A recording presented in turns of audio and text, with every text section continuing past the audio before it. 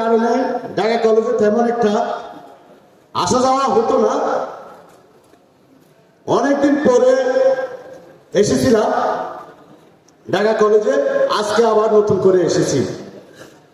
যারা বিভিন্ন সময়ে ঢাকা ইউনিভার্সিটি ঢাকা কলেজে হামলা মামলা চালাতে ছাত্রলীগের নামে, তারা কিন্তু আজকে নাই।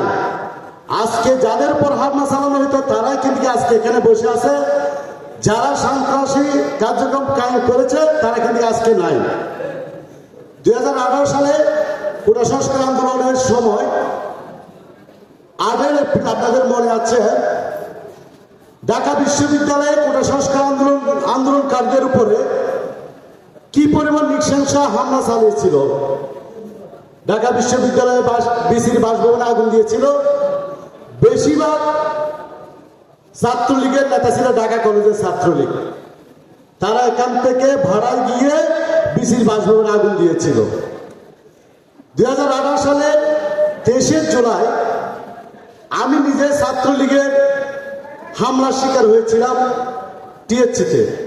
যা হোক, এটা 2018 সালের ঘটনা। এটা বলার কারণ হচ্ছে ছাত্রলীগ ঢাকা কলেজে এমন একটা ত্রাসের রাজত্ব কায়েম করেছিল, সেখানে ভিন্ন মতের রাজনীতি, ভিন্ন দলের রাজনীতি, এমনকি সাধারণ ছাত্ররা ঠিক মতো এখানে অবস্থান করতে পারত না।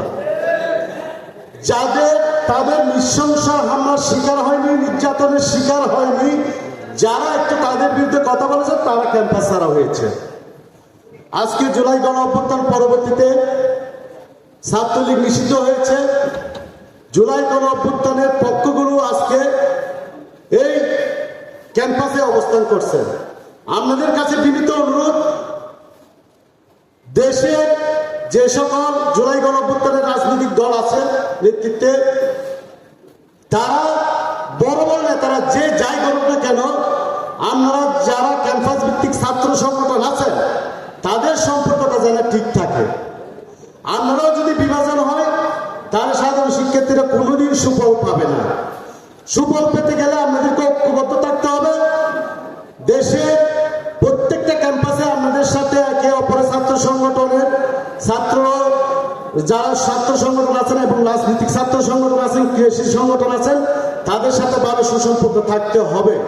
আমাদের লক্ষ্য উদ্দেশ্য হবে ছাত্রদের কল্যাণ, ছাত্রদের সমস্যা সমাধান, ছাত্রদের পাশে দাঁড়ানো। আপনারা বাইরে গিয়ে দলের রাজনীতি করেন, কিন্তু ক্যাম্পাসে আসলে রাজনীতিটা যেন হয় ছাত্রদের জন্য।